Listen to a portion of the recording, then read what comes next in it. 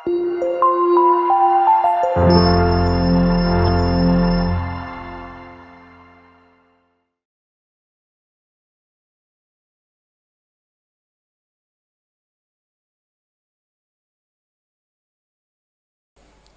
sama istri saya Kiai seharian nonton video itu karena penasaran.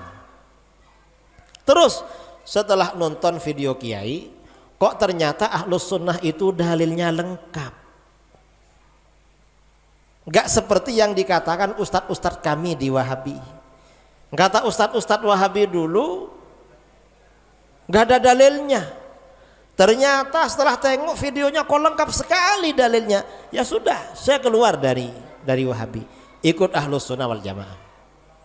Assalamualaikum warahmatullahi wabarakatuh. A'udzubillahi minasyaitonirrajim. Ara'aital ladzi yukadzibu biddin? Tahukah kamu siapa itu pendusta agama? Fadzalikal ladzi yad'ul yatim. Itulah orang yang menyia-nyiakan, membiarkan anak yatim. Wala yahuddu 'ala ta'amil miskin. Tak peduli kepada makanan orang miskin. Alhamdulillah di Kota Pekanbaru dalam satu bulan kita menyantuni 5-6 pondok pesantren, satu pesantrennya setengah ton beras, lalu kemudian fakir miskin, du'afa, disalurkan semua bekerja sama dengan sahabat-sahabat komunitas-komunitas dakwah, anak-anak muda, bikers, dan lain sebagainya, ibu-ibu. Bagi kita yang ingin selamat dari pendusta agama, menyantuni anak yatim, fakir miskin, berkhusus anak pesantren supaya mereka bisa makan, hanya makan saja. Mari kita support program Yayasan Tabung Wakaf Umat dengan transfer ke Bank Riau Kepri Syariah. Nomornya 82021666662 atau BSI 10109666666 atas nama Yayasan Tabung Wakaf Umat. Jangan lupa sertakan kode transfernya 09 di akhir nominal transfer. Konfirmasinya 0852 6541 6060 atas nama admin yayasan. Berkah selalu. Assalamualaikum warahmatullahi wabarakatuh. Wa asyhadu anna sayyidana Muhammadan abduhu wa rasuluh. Allahumma shalli ala sayyidina Muhammadin tibbil qulubi wa dawaiha wa afiyatil abadani wa shifaiha wa nuril absari wa dhiyaiha wa qutil arwahi wa ghidhaiha wa ala alihi wa sahbihi wa barik wa sallim. Amma ba'd. Para alim, para asatidz, para tuan guru, para buya yang saya muliakan dan saya hormati, jajaran pengurus DKM atau takmir Masjid Babus Salam yang dikenal dengan Masjid Terapung. Kalau di Jawa yang ada biasanya rumah makan terapung.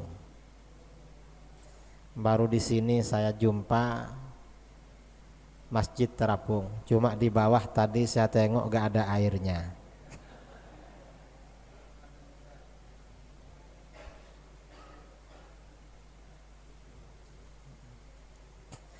Yang juga saya hormati para jamaah kaum muslimin dan muslimat yang hadir pada malam ini dalam acara Tabligh Akbar mengokohkan akidah Ahlus Sunnah wal Jamaah yang juga saya hormati. Memang akhir-akhir ini kira-kira sejak tahun 90-an atau mungkin setelah tahun 2000, hampir 20 tahun ya ke sekarang, banyak acara-acara memperkokoh atau memperkuat akidah Ahlus Sunnah wal Jamaah. Itu di mana-mana. Mengapa? Yang pertama, karena kita yakin bahwa umat Islam yang selamat itu adalah umat Islam yang mengikuti Ahlus Sunnah wal Jamaah. Dalam banyak hadis Rasulullah SAW menyampaikan, sataftariku ummati ala 73 kulluha finnar illa millatan wahidah. Umatku akan pecah menjadi 73 golongan. Semuanya masuk neraka kecuali satu golongan. Satu golongan yang selamat itu kata para ulama adalah golongan Ahlus Sunnah wal Jamaah. Itu yang pertama. Yang kedua, juga kita juga tahu bahwa Islam disebarkan pertama kali kepada bangsa kita. Bangsa Indonesia adalah Islam Ahlus Sunnah wal Jamaah. Sejak kapan Islam disebarkan kepada bangsa kita? Islam disebarkan kepada kita bangsa Indonesia jauh sebelum negara Indonesia lahir. Itu sudah Islam negeri kita. Dan itu memang Islamnya Ahlus Sunnah wal Jamaah. Di dalam fikih bangsa kita ini dulu mazhabnya Syafi'i, akidahnya Asy'ari, orang-orangnya pengikut tarekat Sufi. Kalau di Riau,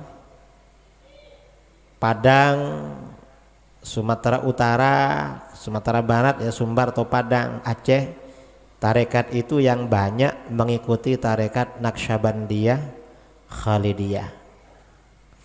Ada ulama Riau yang hijrah ke Besilam di Langkat, Syekh Abdul Wahab Rokan. Itu tokoh sentral tarekat Naqsyabandiyah Khalidiyah. Itu luar biasa. Ini Islam, ini namanya Islam Ahlus Sunnah wal Jamaah. Itu yang kedua. Yang ketiga, mengapa kita memperkokoh akidah Ahlus Sunnah wal Jamaah? Sekarang ini akidah Ahlus Sunnah wal Jamaah mendapat tantangan. Dari siapa? Dari munculnya banyak aliran di luar Ahlus Sunnah wal Jamaah.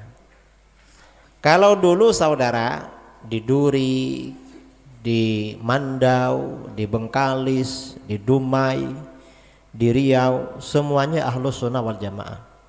Habis sholat baca zikir suaranya nyaring, zikir nyaring. Ada orang mati tahlil, Rabiul Awal maulid dan segala macam. Tapi sekarang sudah berubah. Saya sering ya ngisi ceramah di masjid-masjid di Riau. Saya ini masuk Riau sejak 2019. Padahal ke Medan sejak 2013. Saya masuk Medan itu 2013.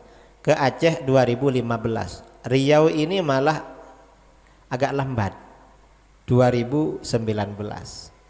Saya kalau lewat di atas Riau ini kenapa gak ada yang kenal gitu. Saya masuk ke Riau ini karena ngisi acara di Jakarta sama seorang ustadz. Ustadz ini berkawan dengan ustadz-ustadz di Riau, Ustadz Abdul Somad, Ustadz Alnof, Ustadz Zulhendri, kawan-kawan beliau. Lalu ada foto saya bersama kawannya di Jakarta 2019. Akhirnya orang-orang minta nomor HP saya kepada beliau. Ustadz Abdul Somad bilang sebenarnya mengundang kiai sejak 2014 katanya. Cuma gak tahu caranya menghubungi siapa, kata orang Riau. 2019 masuk Riau. Nah, saya ini keliling-keliling banyak masjid di Riau. Cara ibadahnya gak sama dengan di sini. Habis sholat gak baca zikir. Banyak di Riau. Ya mungkin di Duri ada juga sekarang yang habis sholat gak baca zikir. Ada di Duri. Sudah ada ya. Nah, kalau seperti itu hati-hati saudara. Jangan-jangan itu golongan di luar Ahlus Sunnah wal Jamaah. Nah, ciri-ciri Ahlus Sunnah wal Jamaah itu apa saja di negeri kita? Kalau sholat subuh baca kunut. Kalau mau takbir, takbiratul ihram baca usolli. Habis sholat baca zikir nyaring.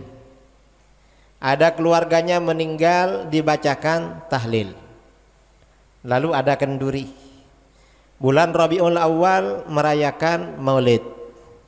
Bulan Rajab sebentar lagi Isra Mi'raj. Kemudian senang ziarah kubur. Itu ciri-ciri Ahlus Sunnah wal Jamaah. Dulu semua masyarakat Melayu seperti itu. Dan Riau ini sekarang mendapat tantangan paling besar. Mengapa? Karena aliran Wahabi.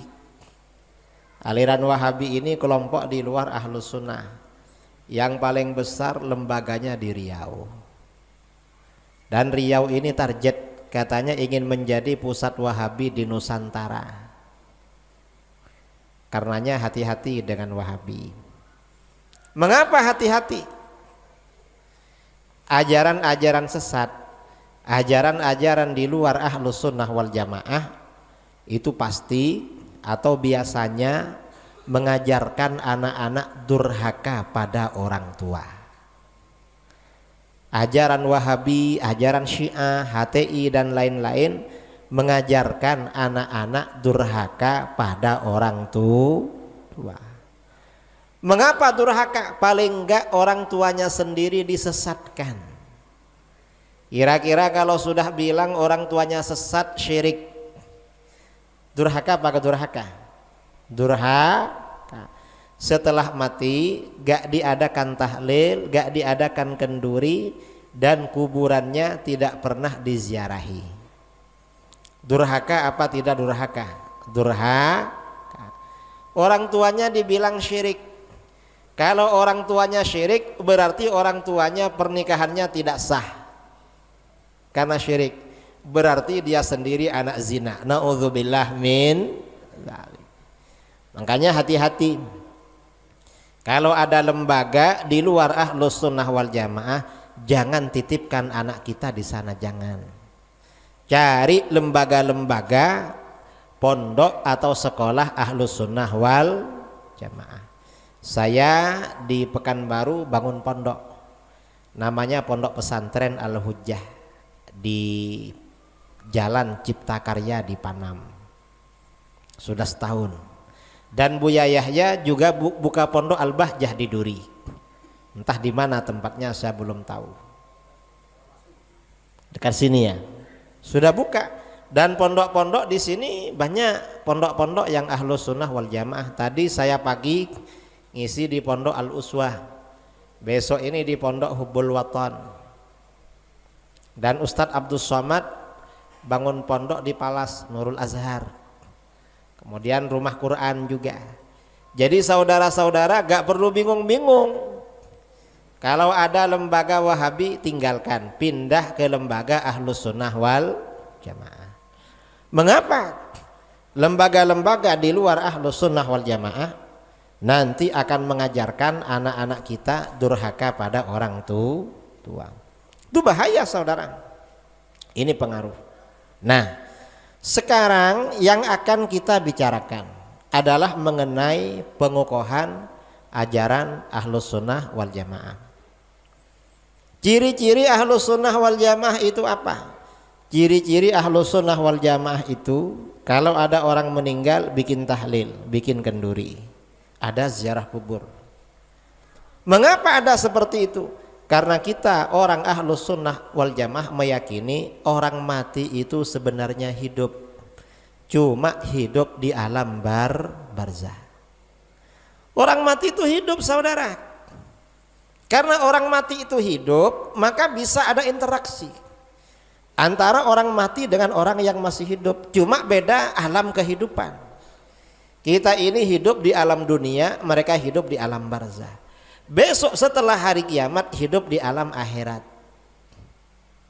Ini fase kehidupan. Jadi orang mati itu hidup. Mana dasarnya bahwa orang mati itu hidup? Allah Subhanahu wa taala berfirman di dalam Al-Qur'an, "Wa qul i'malu fasayarallahu 'amalakum wa rasuluhu wal mu'minun." Katakan Muhammad, katakan pada mereka, lakukan apa saja yang kamu mau. Tapi awas, fasayarallahu amalakum. Allah akan melihat perbuatan kamu. Kalau perbuatan kamu baik, dibalas baik oleh Allah. Perbuatan kamu jahat, dibalas ancaman oleh Allah, dibalas azab, siksa. Karena Allah melihat. Perbuatan kita ini Allah semuanya tahu, dan ini sudah maklum, tidak ada perbedaan. Yang ahlu sunnah, yang syiah, yang wahabi, aliran sesat, tahu kalau Allah melihat perbuatan kita. Tapi di dalam ayat ini diterangkan wa rasuluhu, Rasul juga tahu perbuatan kamu. Apa yang kita lakukan ini Rasulullah juga tahu. Ada pertanyaan, Rasulullah ini tahu perbuatan kita, apakah berlaku ketika Rasul masih hidup dulu atau sampai sekarang, sampai hari kiamat? Rasulullah tahu perbuatan kita.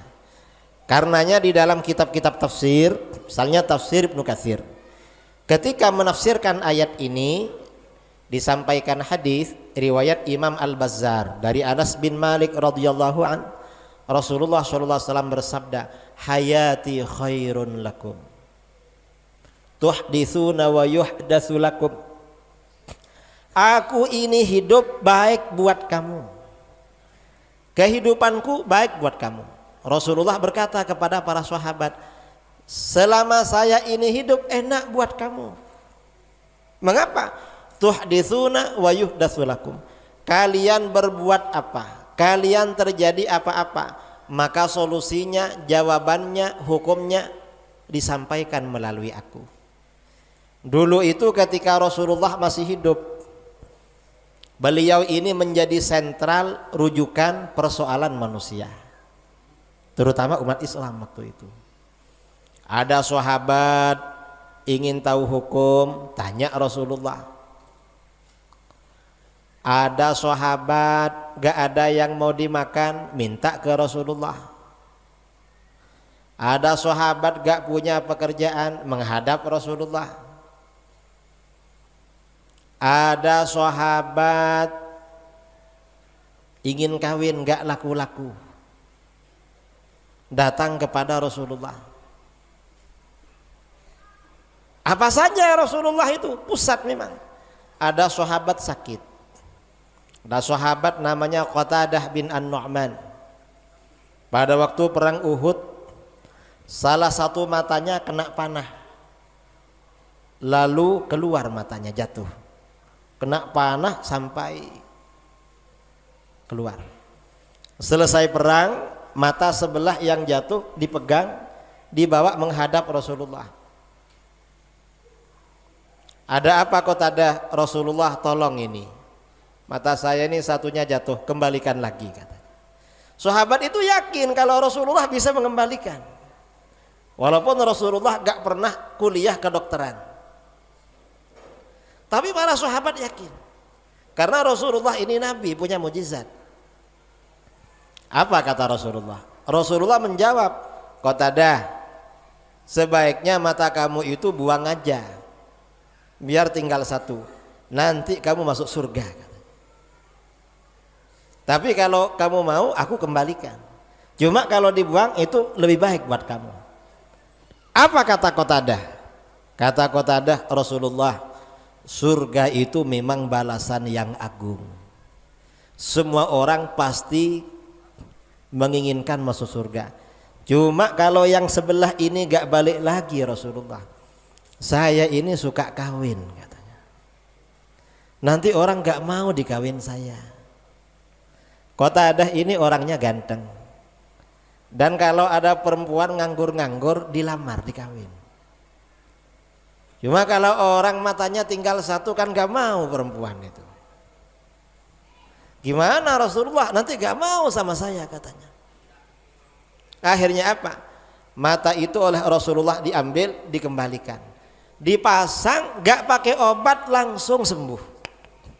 Dan sampai Qatadah ini wafat, menjelang wafat, kata beliau, mata yang dipasang oleh Rasulullah pandangannya lebih tajam daripada yang sebelahnya. Setelah mata itu dipasang langsung sembuh. Apa kata Qatadah? Rasulullah ada permintaan lagi. Apa? Doakan biar saya masuk surga. Ya didoakan oleh Rasulullah, didoakan. Karena Rasulullah memang sangat menginginkan semua umatnya masuk surga. Rasulullah tuh gak ingin lah kita masuk neraka. Ini dari sayangnya beliau, dari kasih sayangnya beliau kepada kita. Itu Rasulullah ketika masih hidup. Beliau ini menjadi sentral persoalan siapa saja. Loh, kalau Rasulullah wafat bagaimana? Jangan khawatir, kata beliau, wa mamati khairun lakum. Dan aku ini meninggal juga baik buat kamu, gak perlu khawatir. Saya ini meninggal baik pula buat kamu. Mengapa? Tu'radu alayya a'malukum, amal perbuatan kamu diperlihatkan kepadaku. Jadi apa yang kita lakukan ini dimonitor oleh Rasulullah, diperlihatkan. Ada yang tanya, gimana caranya Rasulullah melihat? Kita ini kan ada di Mandau, ada di Duri. Rasulullah ada di Madinah. Pertanyaan ini kalau dulu mungkin perlu, kalau sekarang nggak perlu saudara. Mengapa? Sekarang ini sudah banyak handphone Android. Kita bikin acara di sini, di live streaming ke Facebook, ke YouTube, ke internet, seluruh dunia memonitor apa yang kita lakukan. Padahal ini buatan manusia. Gimana kalau live streaming itu punya Allah? Kan lebih canggih itu. Artinya apa? Temuan-temuan ilmu pengetahuan modern ternyata memperkuat, membenarkan ajaran agama. Jadi ajaran agama itu benar saudara. Ini temuan-temuan modern sangat mendukung. Kita dulu kan gak punya pikiran ya. Saya dulu masih kecil itu gak punya pikiran ada yang namanya HP. Yang namanya telepon, yang ada telepon rumah. Paling dulu yang punya telepon dipegang itu polisi. Apa namanya punya polisi? Kata anak-anak dulu telepon angin katanya, atau HT. Dan radiusnya juga terbatas. Akhirnya setelah HT, tahu HT dulu ya, orang-orang kampung beli HT, pasang anten, tiap malam ngobrol dengan kawannya kampung sebelah pakai HT. Ternyata sekarang ada HP. Awalnya HP itu cuma suara, nelpon HP-nya besar kayak gini. HP dulu baru keluar ya, besar, ada antennya besar sekali. Cuma bisa SMS dan nelpon. Lama-lama semakin kecil, semakin tipis, lama-lama ada warnanya. Setelah ada warnanya bisa kirim foto. Setelah bisa kirim foto akhirnya apa? Bisa kirim suara. Lama-lama yang sekarang ini cuma belum bisa kirim orang. Kalau kirim kejadian itu luar biasa sekarang ini. Nah ini artinya apa? Kembali kepada tadi, apa yang kita lakukan Rasulullah tuh tahu. Karena Rasulullah tahu, in ra'aitu khairan hamidullah azza wajalla. Kalau aku lihat perbuatan kalian baik, aku memuji kepada Allah. Kalau Rasulullah lihat perbuatan kita baik, beliau bersyukur kepada Allah. Wa in ra'au ghaira dzalik, kalau aku lihat perbuatan kamu tidak baik, istaghfartu lakum, aku doakan kepada Allah mengampuni kalian. Ini Rasulullah kasih sayangnya luar biasa pada kita. Kalau sudah tahu seperti ini, Rasulullah siang malam memantau kita. Kalau kita baik beliau senang, kalau kita nakal didoakan. Siapa yang gak cinta pada beliau? Ini Rasulullah. Karena Rasulullah itu masih hidup. Rasulullah berarti kan hidup kan. Maka bagaimana kita dianjurkan ziarah makam beliau. Kalau Wahabi tak ada ziarah kubur, karena orang mati katanya mati gak ada gunanya. Kalau kita ada gunanya, kita didoakan oleh Rasulullah. Ketika masih hidup beliau berguna, setelah wafat berguna. Kita didoakan. Dan bahwa Rasulullah itu masih hidup dirasakan oleh sebagian orang-orang yang saleh. Sebagian ya orang-orang yang saleh merasakan bahwa beliau itu masih hidup. Gimana merasakan? Dulu pernah ada ulama besar namanya Imam Ya'qub bin Sufyan Al-Fasawi. Imam Al-Fasawi ini selevel semasa dengan Imam Al-Bukhari, terkenal alim juga.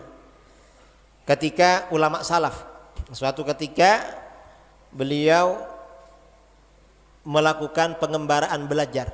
Dulu itu orang mondok, orang belajar itu gak dikirim. Karena dulu belum ada bis, belum ada wesel ya, belum ada paket.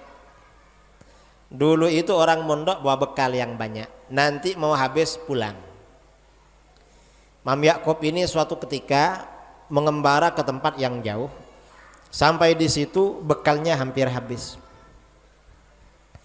Karena bekalnya hampir habis, kebetulan di situ ada ulama besar, sangat senior. Karena mengejar waktu, bekalnya hampir habis, belajarnya diforsil. Kalau siang hari belajar pada gurunya. Kalau malam hari semalam gak tidur mencatat pelajaran sehari.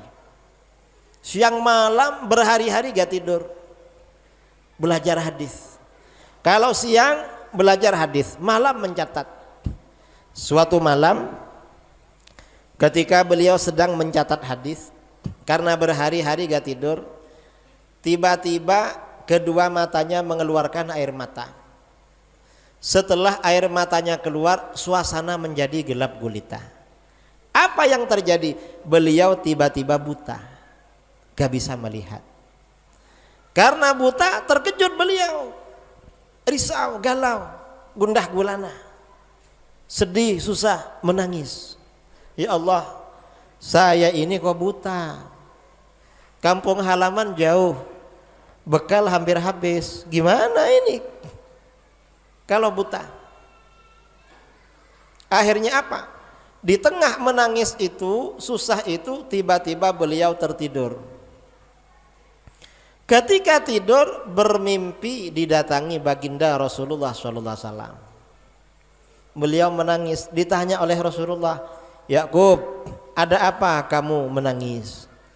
Rasulullah, saya ini buta, kampung halaman jauh, mau pulang jauh, bekal hampir habis. Yang lebih membuat saya sedih, kalau buta begini saya gak bisa lagi menyebarkan hadis-hadis. Ini gimana nasib saya kalau seperti ini, gak bisa menyebarkan ilmu hadis-hadis. Akhirnya apa? Dalam mimpi itu Rasulullah bersabda, Ya'qub, jangan khawatir, kamu saya doakan. Rasulullah baca-baca, kemudian bacaan itu ditiupkan pada kedua mata Imam Ya'qub. Nanti kamu bangun dah sembuh katanya. Begitu bangun saudara, ternyata bisa melihat itu. Nah, ini artinya apa? Berdasarkan keterangan ini diceritakan dalam kitab-kitab hadis. Berarti apa saja yang terjadi pada umatnya, Rasulullah itu memantau, memonitor, tahu. Karenanya kita dianjurkan ziarah kubur, dianjurkan baca sholawat. Dalam hadis riwayat Abu Syekh dalam kitab As-Sawab dari Abu Hurairah radhiyallahu an, Rasulullah sallallahu alaihi wasallam bersabda, "Man shalla alayya 'inda qabri sami'tuhu."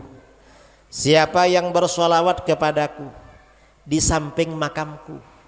Ada orang Mandau, Bengkalis pergi umrah atau ibadah haji, sampai di Madinah, sholat di Raudhah ya. Raudhah itu antara mimbar dan makam Rasulullah SAW. Setelah itu menghadap ke makam Rasulullah, mengucapkan salam, Assalatu wassalamu alaika ya sayyidi ya Rasulullah. Rasulullah mendengar, loh orang Mandau kesini. Nah, ini artinya apa? Ini artinya motivasi agar kita ziarah ke sana. Kita ini kan cinta Rasulullah. Orang jatuh cinta itu biasanya ingin berdekatan dengan orang yang dicinta, ingin berjumpa, paling enggak beliau dengar suara kita secara langsung. Ini kita.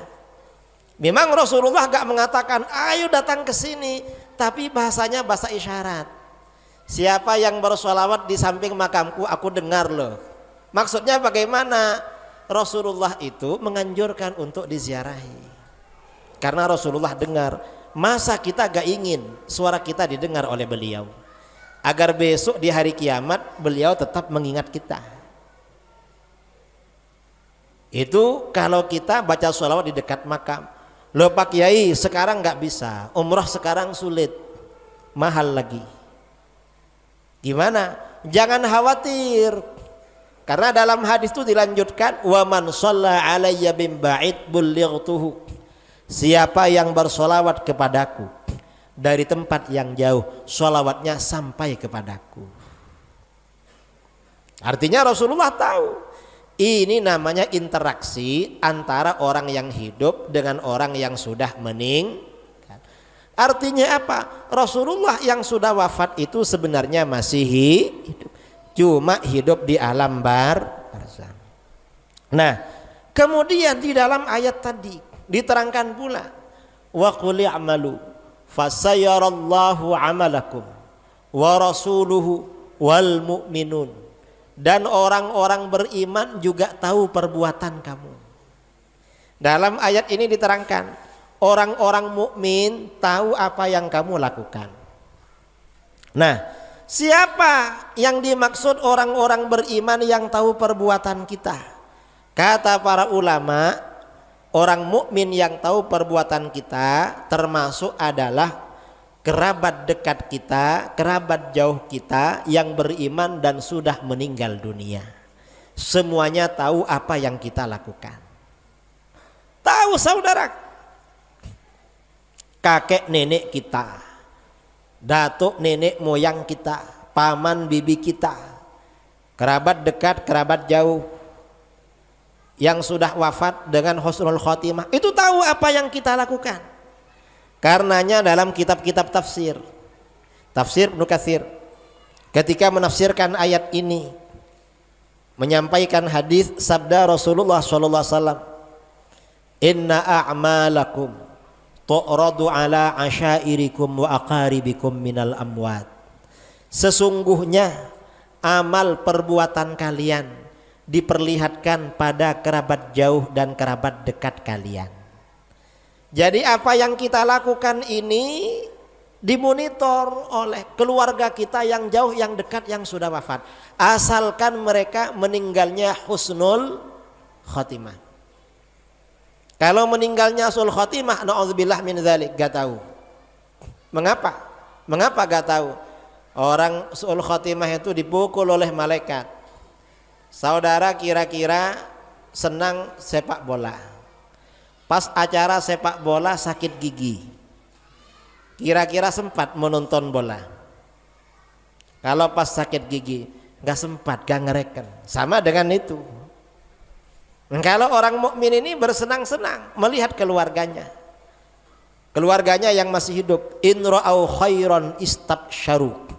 Kalau mereka melihat perbuatan keluarganya itu baik, mereka merasa senang. Loh, ini saudara kita ini bagus perbuatannya, senang mereka, keluarga yang sudah meninggal. Wa in ra'au ghaira dzalik, kalau mereka lihat perbuatan keluarganya gak baik, qalu, mereka berdoa, Allahumma la tumithum hatta tahdiyahum kama hadaitana. Ya Allah, jangan matikan kerabat aku ini sebelum engkau berikan hidayah sebagaimana engkau berikan hidayah pada kami. Kita ini kalau nakal, keluarga kita yang soleh solehah itu mendoakan kita agar kita dapat hidayah. Nah, ini artinya apa? Antara orang yang mati dengan orang yang hidup itu ada interaksi. Ada interaksi, saudara. Orang yang sudah meninggal itu tahu. Tahun 2018 saya diundang, tahun 2019 19 mungkin. Saya diundang ke Jakarta. Sampai di Jakarta 2018 waktu itu. Acaranya kurang 1 bulan, saya ada acara di Jakarta yang ngundang menghampiri saya, mengunjungi saya.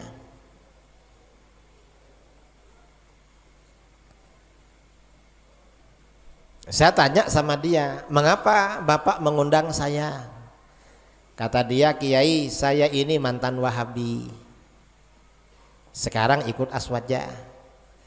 Saya tanya sama dia, kenapa ikut Wahabi? Saya ini dulu dari faktor orang tua. Orang tua saya dekat dengan Wahabi, jadi saya ikut Wahabi. Malah istri saya Wahabi juga, Kiai. Kenapa? Dari mertua. Saya ini kuliah di IPB di Bogor. Ada adik kelas sama-sama mau saya lamar ke orang tuanya di Banjarmasin. Sampai di Banjarmasin, ternyata ayahnya seorang polisi. Saya bertamu. Beliau tanya pada saya, kamu perlu apa? Saya mau melamar anak bapak yang namanya ini. Itu kawan saya. Terus bapak itu tanya, kamu ini Wahabi apa Aswaja? Kalau kamu Aswaja, saya gak mau. Saya ini Wahabi. Saya walaupun polisi Wahabi, katanya. Jangan khawatir Pak, saya nih Wahabi pula, katanya. Sama-sama Wahabi. Ya dah, kalau begitu kamu saya terima jadi menantu saya, ikut Wahabi. Saya tanya, lah terus kenapa sekarang keluar dari Wahabi, ikut Ahlus Sunnah wal Jamaah? Kata kawan ini, orang ini, saya itu kiai, mendengar ceramahnya Ustadz Abdul Somad.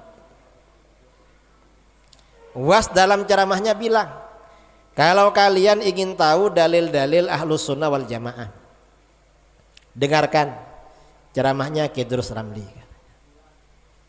Akhirnya saya cari di YouTube nama Idrus Ramli. Ternyata videonya ratusan, Kiai. Banyak sekali videonya.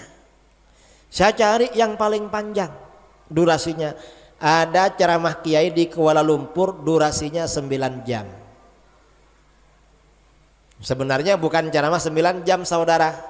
Itu acara daurah pelatihan Ahlus Sunnah wal Jamaah selama 2 hari. Setiap 2 jam istirahat. Cuma digabung-gabung akhirnya jadi 9 jam. Saya sama istri saya Kiai seharian nonton video itu karena penasaran. Terus setelah nonton video Kiai, kok ternyata Ahlus Sunnah itu dalilnya lengkap. Enggak seperti yang dikatakan ustadz-ustadz kami di Wahabi. Kata ustadz-ustadz Wahabi dulu enggak ada dalilnya.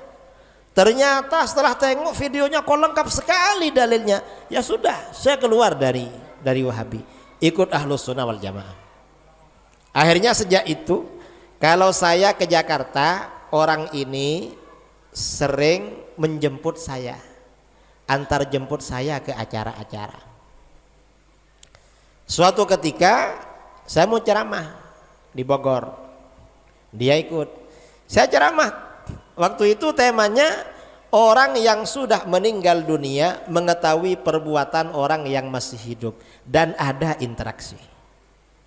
Selesai ceramah, satu mobil dengan saya, dia bilang apa, Kiai, yang disampaikan dalam ceramah Kiai itu terjadi pada saya, katanya. Lah apanya yang terjadi? Dulu ketika saya ini masih Wahabi, saya sering bermimpi didatangi almarhum orang tua dan almarhum mertua saya datang ke rumah. Mereka datang ke rumah Kiai, wajahnya murung, wajahnya sedih, susah, tidak ada senyum sama sekali.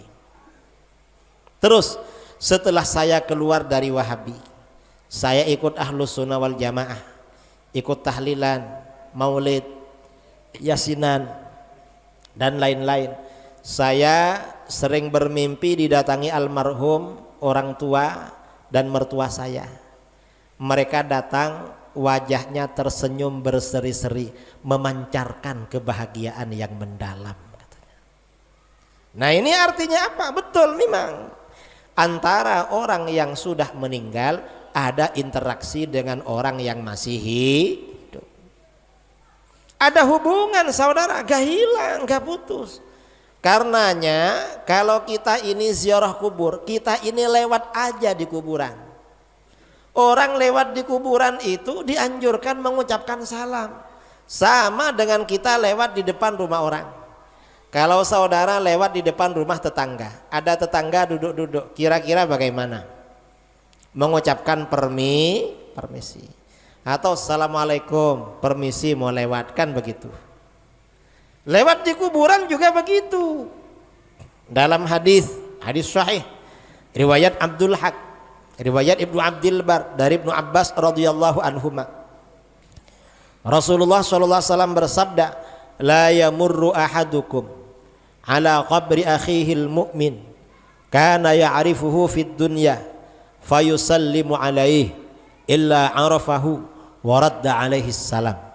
Tidaklah salah seorang kamu melewati kuburan saudaramu yang beriman, yang kamu kenal ketika di dunia, lalu kamu ucapkan salam pada dia, kecuali dia mengenal kamu dan membalas salam kamu.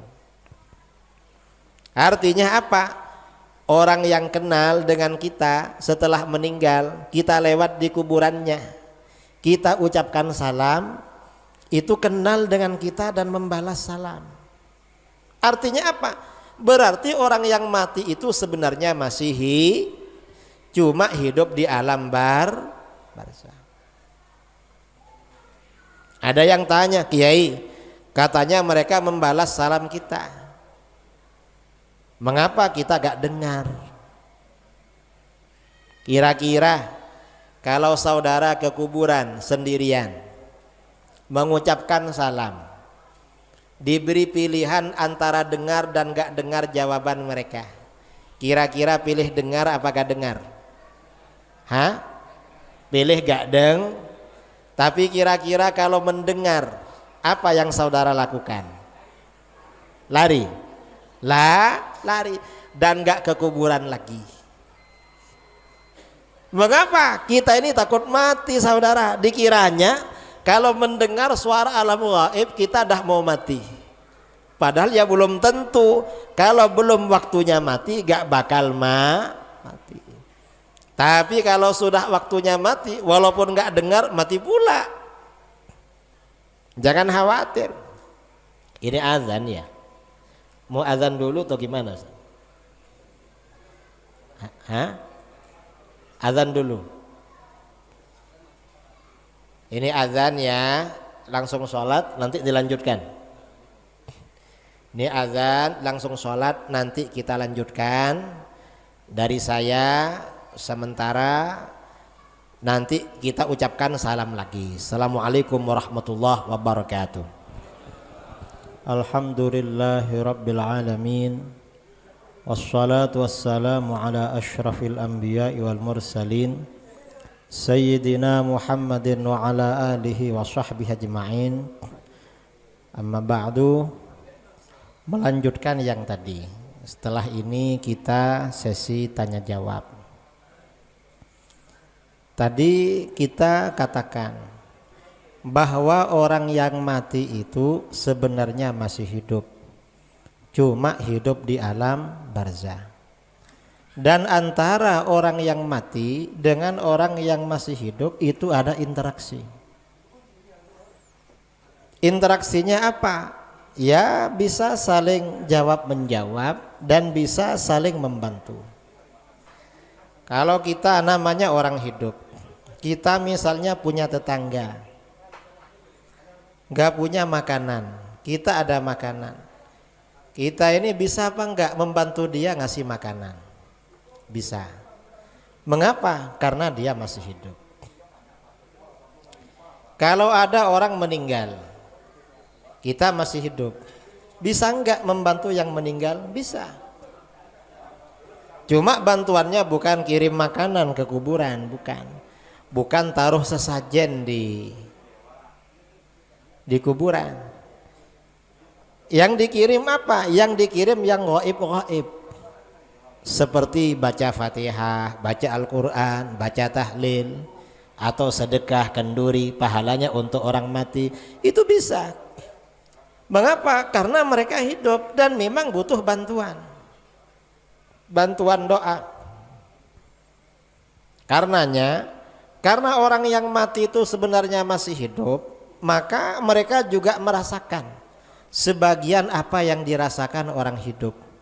Contohnya apa? Seperti rasa senang. Orang mati itu kalau dikunjungi keluarganya atau kenalannya itu merasa senang seperti halnya orang hidup. Rasulullah SAW bersabda, "Ana suma yakunul mayyitu fil qabri idza zarahu man kana yuhibbuhu fid dunya." Paling senangnya orang mati di alam kubur. Orang mati di alam kubur itu juga merasakan senang, saudara. Paling senangnya apa? Apabila dia dikunjungi oleh orang yang dia cintai ketika di dunia. Ibu-ibu ya, atau bapak-bapak yang sudah tua-tua ini punya anaknya kerja di Pekanbaru, kerja di Jambi, kerja di Batam, atau kerja di Padang atau di Jakarta. Tiap bulan anak kita kirim uang ke sini. Kira-kira senang apa gak senang? Senang. Kalau suatu saat anak kita ini gak cuma kirim uang, tapi istrinya, anaknya dibawa ke sini, kira-kira tambah senang apa enggak? Tambah senang. Orang mati juga begitu. Didoakan, senang. Dibacakan Fatihah, senang. Dibacakan tahlil, senang. Kita bersedekah, senang. Kalau suatu saat kita datang ke kuburannya, baca Quran, baca tahlil, doa, apa senang? Tambah senang. Mengapa? Ya karena mereka juga merasakan kesenangan. Karenanya di dalam ajaran Ahlus Sunnah wal Jamaah ada seperti itu. Karena itu memang anjuran dalil-dalil syar'i. Anjuran dalil-dalil syar'i. Orang-orang Wahabi ya, dulu umat Islam di Riau, di Indonesia sejak awal ada keluarga meninggal pasti ada tahlil. Begitu Wahabi masuk apa? Gak ada tahlil. Nah, gak ada ke kuburan, gak ada. Dan mereka bikin-bikin alasan. Karena kita ini ziarah kubur banyak ya. Umat Islam ini ziarah kubur kadang Jumat terakhir menjelang bulan puasa. Betul. Kadang-kadang hari raya. Hari raya mudik ziarah kubur. Akhirnya apa? Setiap menjelang hari raya orang-orang Wahabi keluarkan fatwa. Apa kata mereka? Ziarah kubur waktu hari raya hukumnya haram. Dalilnya mana? Gak ada. Loh, gak ada kok diharamkan. Apa kata mereka? Haram karena hari raya untuk bersenang-senang. Ziarah kubur itu kan untuk bersedih-sedih. Loh, siapa yang sedih ke kuburan? Gak ada. Orang sekarang ini jangankan ziarah kubur. Kalau ulama salaf dulu ya, ada orang meninggal, tetangganya itu sampai 3 hari 7 hari itu berduka cita, merasakan apa yang dihadapi almarhum di alam kubur. Prihatin. Itu tetangganya. Sekarang ini di rumah saya, di daerah saya, ada tetangga meninggal. Sebagian orang menggali kuburan. Itu menggali kuburan, kalau pas yang digali ada tulang, itu dibuat mainan, saudara, dan ketawa-ketawa itu. Artinya gak sedih itu, gak sedih. Apalagi cuma ziarah hari raya, gak ada sedih. Kita ziarah hari raya sama keluarga, bapaknya ibunya pakai baju baru, anaknya pakai baju baru, sedih enggak? Ya cuma Wahabi bikin-bikin lah. Mereka ditanya, apa kalau di luar hari raya mereka membolehkan? Gak boleh juga kata mereka. Loh, kenapa hari raya diharamkan? Mereka ini suka ngarang memang. Ini ziarah kubur gak boleh. Tahlil gak boleh. Baca tahlil. Mengapa? Gak ada gunanya. Loh, kok gak ada gunanya? Tahlil itu baca zikir untuk orang mati. Siapa yang pertama kali baca zikir untuk orang mati? Bukan ulama Melayu, bukan ulama Minang, bukan ulama Aceh, tapi siapa? Yang pertama kali baca zikir untuk orang mati adalah Rasulullah, saudara. Para ulama kita ini melanjutkan keteladanan Rasulullah. Itu tahlil. Jangan dikira bikinan ulama Nusantara. Enggak. Ulama Nusantara ini ulama Ahlus Sunnah wal Jamaah. Apa yang mereka ajarkan itu ada landasannya. Zikir untuk orang mati, mana dalilnya? Dalam kitab-kitab hadis, hadisnya hasan atau sahih. Riwayat Imam Ahmad, riwayat Al-Baihaqi dari sahabat Jabir bin Abdullah Al-Ansari radhiyallahu an. Jabir berkata, kharajana ma'a Rasulillah sallallahu alaihi wasallam ila Sa'd bin Mu'adz yauma tuwfi. Kami pergi menyertai Rasulullah sallallahu alaihi wasallam menuju kediaman sahabat Sa'ad bin Mu'adz pada hari ia meninggal dunia. Ada sahabat meninggal, lalu Rasulullah bersama para sahabat ramai-ramai pergi takziah. Falamma shalla alaihi Rasulullah sallallahu alaihi wasallam thumma dufina wa suya alaihi turab. Setelah Rasulullah mensolatkan jenazahnya, lalu jenazah itu dikubur, lalu kuburan ditutup rata dengan tanah, Rasulullah gak langsung pergi. Apa yang beliau lakukan? Jalasa Rasulullah sallallahu alaihi wasallam faqa qabri. Rasulullah masih duduk di atas kuburan prihatin. Faqal subhanallahi tawilan. Lalu Rasulullah membaca subhanallah dalam waktu yang lama. Subhanallah, subhanallah, subhanallah, subhanallah, subhanallah, lama.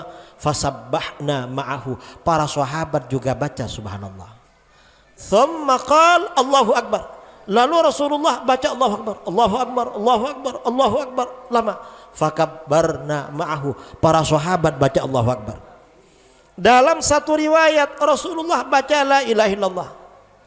Falamman syarafa, ketika Rasulullah selesai berhenti baca, qila lahu. Sebagian sahabat ada yang bertanya, ya Rasulullah, ma laka tusabbihu fatukabbir. Hai Rasulullah, mengapa engkau tadi baca subhanallah lalu baca Allahu akbar lama? Apa jawaban beliau? Jawaban beliau, laqad tadayaqa ala hadzal abdis salih qabruhu. Hamba Allah yang soleh ini tadi benar-benar dijepit oleh kuburannya. Ada orang soleh dijepit kuburan. Kira-kira yang enggak soleh bagaimana? Kira-kira yang soleh aja dijepit. Karena orang soleh dijepit kuburan, hatta khasyitu alla yufarraja'an. Aku khawatir Allah tidak melepas jepitan kuburan itu. Karenanya aku baca zikir hatta farrajallahu an, hingga Allah melepasnya dari jepitan kubur. Nah, berdasarkan hadis ini, zikir yang kita baca untuk orang mati itu bermanfaat. Orang soleh aja perlu dibacakan zikir, apalagi yang tak soleh. Siap saudara mati gak dibacakan tahlil? Hah? Siap? Siap gak dibacakan tahlil? Gak siap saudara. Kata para ulama, hadis ini ngeri. Ini termasuk hadis yang ngeri, mengerikan. Mengapa? Yang meninggal orangnya soleh. Yang bersaksi kalau dia soleh Rasulullah. Kalau yang bersaksi Rasulullah saudara, itu pasti. Tapi kalau yang bersaksi tetangga ini kadang-kadang toleran aja. Saudara, almarhum ini orang baik apa enggak? Yang kadang-kadang kalau enggak baik bilang baik, cuma sambil senyum-senyum. Kok senyum? Ya tahulah, kita akan tahu dia. Mau bilang gak baik gak enak katanya. Nggak valid saudara, kesaksiannya itu nggak valid. Ini yang bersaksi Rasulullah, yang mensolatkan juga beliau, masih dijepit oleh alam kubur. Kita ini yang mensolatkan siapa nanti? Nggak tahu.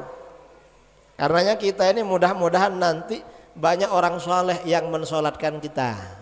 Amin Allahumma. Amin. Karenanya kalau ada keluarga meninggal, ustadz-ustadz yang soleh-soleh panggil semua, minta tolong ustadz sholat keluarga kami. Mengapa? Siapa tahu dapat syafaatnya. Ini tahlil. Karenanya tahlil yang bagus itu dibaca di kuburan. Cuma negeri kita ini enggak, tahlil itu biasanya dibaca di rumah. Jam berapa bacanya?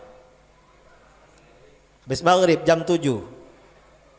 Habis isya jam 8. Setengah 9. Almarhum dikubur jam 9, tahlilnya dibaca jam 8. Itu nunggu bantuan 11 jam saudara. Kira-kira kalau saudara ke kebun lalu terjepit, nunggu bantuan beberapa jam, lama apa gak lama itu. Dan ini orang baca Quran di kuburan ya, itu bukan tradisi Nusantara, tradisi sahabat memang. Imam Asy-Sya'bi, ulama tabi'in, diriwayatkan oleh Imam Ibnu Abi Syaibah dalam Al-Musannaf, kanatil ansar idza mata lahumul mayyit ikhtalafu ila qabrihi yaqra'una 'indahul Qur'an. Sahabat Ansar dulu, keluarga sahabat Ansar, kalau ada keluarganya meninggal dunia, mereka bolak-balik ke kuburannya baca Quran. Kalau kita ini biasanya baca Fatihah, awalnya surat Baqarah, lalu diloncat lagi ke tengah ayat kursi, lalu diloncat akhir surat Baqarah, betul? Baca surat Ikhlas awalnya, lalu Al-Falaq dan An-Nas, lalu baca zikir. Singkat banget kita ini. Kalau ulama dulu yang penting dibaca awal sampai akhir, cuma loncat-loncat kan? Kan Quran dibaca awal akhir. Kalau dulu yang dibaca hataman bolak-balik di kuburannya itu. Cuma bangsa kita ini kan banyak yang nggak bisa baca Quran, makanya bacanya loncat-loncat. Gak apa-apalah daripada nggak sama sekali. Nah ini artinya apa? Amalan Ahlus Sunnah wal Jamaah itu ada dalilnya semua. Karenanya kita gak perlu ragu-ragu. Kalau ada orang ngajak meninggalkan tahlil, ngajak meninggalkan kenduri, ngajak meninggalkan maulid, ngajak meninggalkan zikir jahar, ngajak meninggalkan ajaran-ajaran yang kita terima dari ulama-ulama dulu, maka itu tidak perlu didengar. Anggap saja itu channel radio rusak, segera pindah channel. Mengapa? Ajaran Ahlus Sunnah wal Jamaah itu ajaran yang kokoh. Ajaran di luar Ahlus Sunnah wal Jamaah itu mengajak anak-anak kita durhaka pada orang tua. Saya kira itu yang perlu saya sampaikan. Ini mungkin saudara-saudara ada yang mau tanya, pertanyaan boleh tertulis dan boleh secara langsung. Kalau bisa saya jawab, kalau gak bisa gak perlu dijawab. Silahkan yang mau bertanya sebelum kita tutup.